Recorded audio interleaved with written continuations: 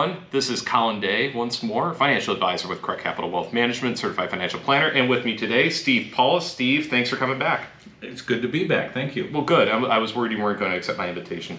But Steve, the reason I wanted you on this particular video / podcast is to maybe not talk about how cold the office has been this morning, but rather talk about the industry event that you went to last week. Sure. And maybe give us some ideas in regards to what you learned there and how we might be able to apply it as financial advisors, as wealth managers, as 401k partners, just trying to see what else other people are talking about, because we feel a little insular maybe in our financial advising community in regards to what we feel we need to talk about with folks, but really we have to get out into the general public to really understand that.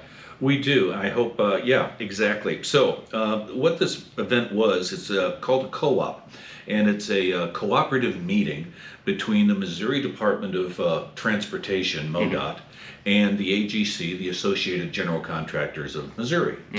So it's a way for the organization, the state that lets all these contracts for bridge repair, bridge construction, infrastructure construction, and the companies and the workers who actually do the work. And it was fascinating. Just something that has nothing to do with anything, but that fascinated me, is that they are now developing a clear, essentially concrete. I mean, this is weird. What? Clear concrete. So you can actually see the bottom of a bridge, and you can see when you pour something over the top of the concrete, like maybe the top level, to drive on,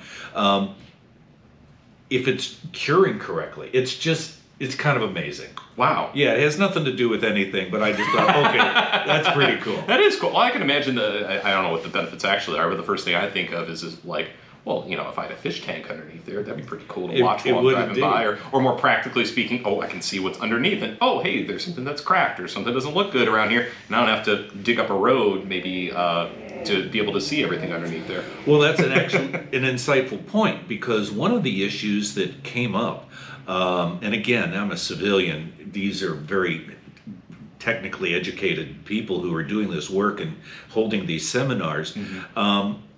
But one of the big issues are, as you know, the federal highway system was started back in the mid-50s. Well, they're now getting to the end of their expected and useful lifespan. So what you're seeing is a lot of these highways and bridges, especially, that have concrete that's reinforced by steel rebar, they're rusting. I mean, it's not bad workmanship or anything. It's just the fact that 5, 6, 7 decades have passed, right? Right.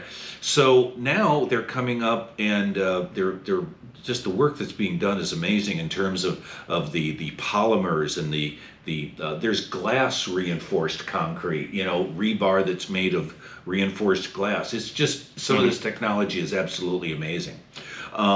So to what your original question is that, for the most part, the panels and everything I attended, there's a lot of optimism about what's coming down the pike. In other words, I think that there's for instance, I think I had mentioned this maybe to you, the state had budgeted about $1 billion or so for bridge repair and construction over the year for Missouri.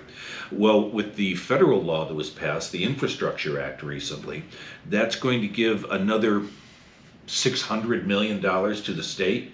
So, and that's going to happen for every state around the nation. Sure. Yeah. So you've got a lot of positive activity coming down the pike in terms of jobs being created and infrastructure being repaired and created. It's going to be a very positive time. And that was reflected in the seminar. However, the one theme you keep hearing again and again and again is the uncertainty beyond the next couple of quarters. Not that whether there's going to be business there.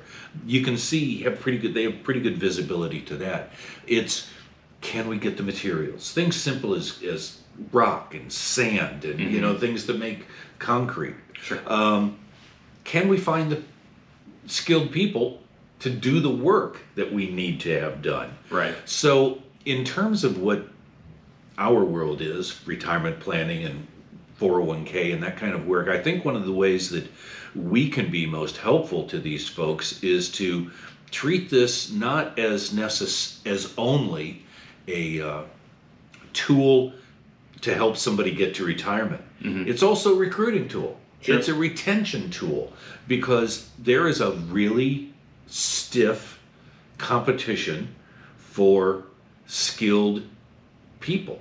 And this is a great tool to use to bring those folks into the business. Yeah, absolutely. I mean, AGC Missouri specifically does a really good job at encouraging, I mean, those folks that are way before working age, let's say, those that are maybe interested in the trades and trying to get those individuals up and ready for work, working in this case in construction.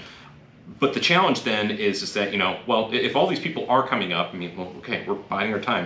We're so we've got work now. We've got money that we could be spending potentially from the MODOP perspective at least. But we don't have the workforce to be able to do that. And so then that creates the crunch of, well, if I'm a competitor and I'm also trying to lay the same kind of road as another person across the state, and we're fighting for a contract, well, we need to have the bodies to be able to do that too, not just the materials. So like you said, we try to position the retirement plan benefit like other benefits. So just like many employers are offering health insurance, life insurance, disability, dental, vision, all those kinds of things. The 401k plan kind of gets its own bullet point in there, right? It just kind of says 401k, right? Retirement plan offered.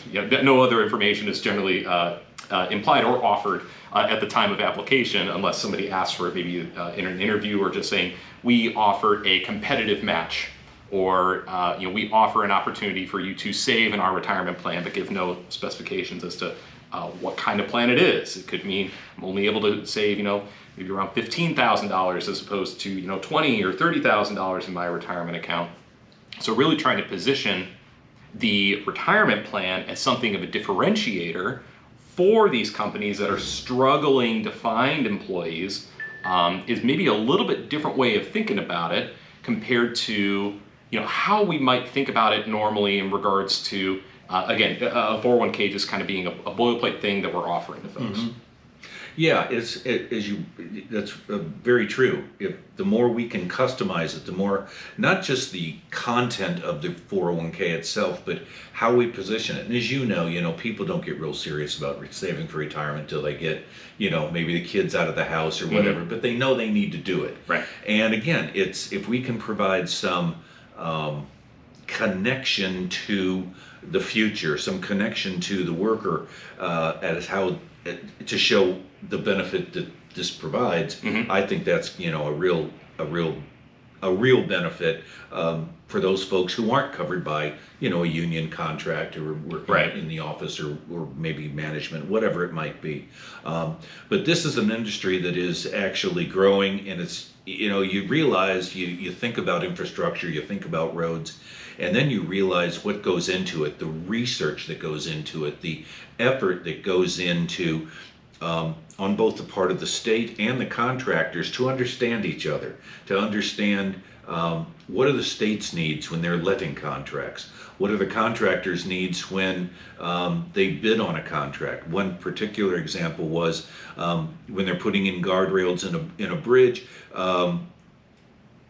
very often the simple fact of attaching a guardrail to a wall is missed. Well, then when you get on the job site and you're doing it, we got to stop this job site to just get this one piece.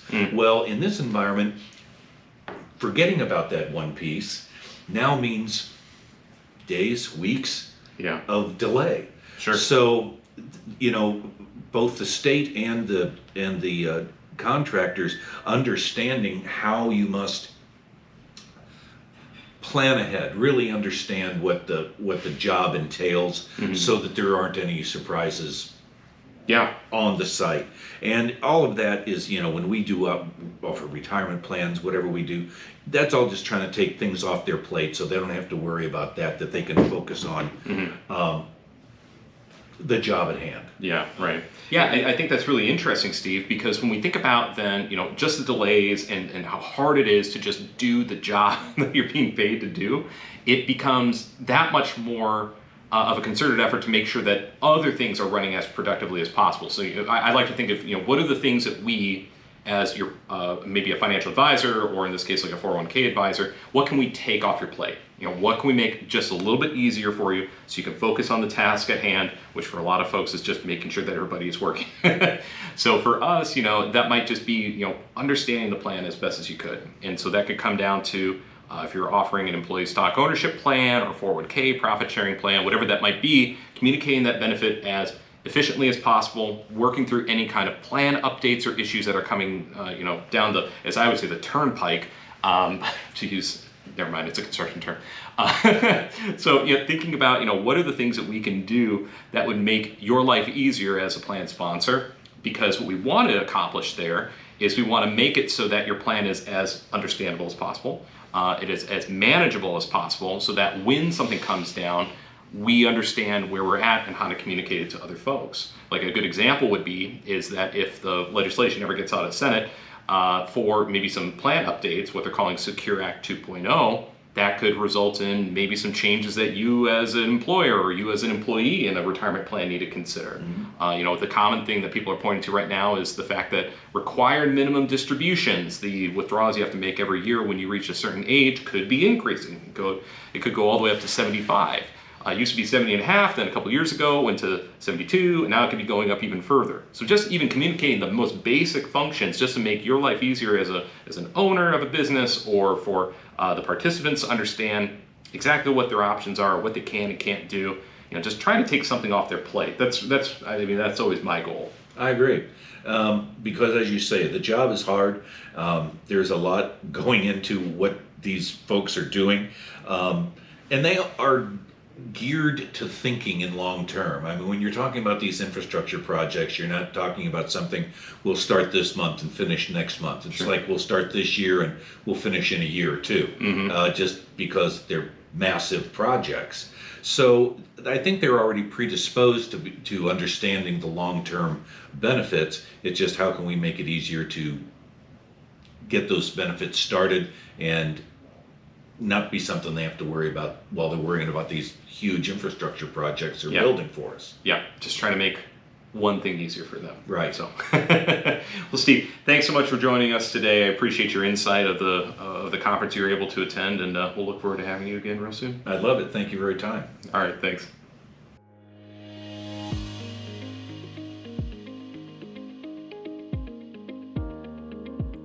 The opinions expressed in this program are for general informational purposes only and are not intended to provide specific advice or recommendations for any individual or on any specific security.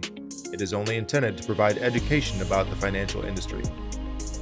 To determine which investments may be appropriate for you, consult your financial advisor prior to investing. As always, please remember, investing involves risk and possible loss of principal capital. Please seek advice from a licensed professional. Correct Capital Wealth Management is a registered investment advisor. Advisory services are only offered to clients or prospective clients where Correct Capital Wealth Management and its representatives are properly licensed or exempt from licensure. No advice may be rendered by Correct Capital Wealth Management unless a client service agreement is in place.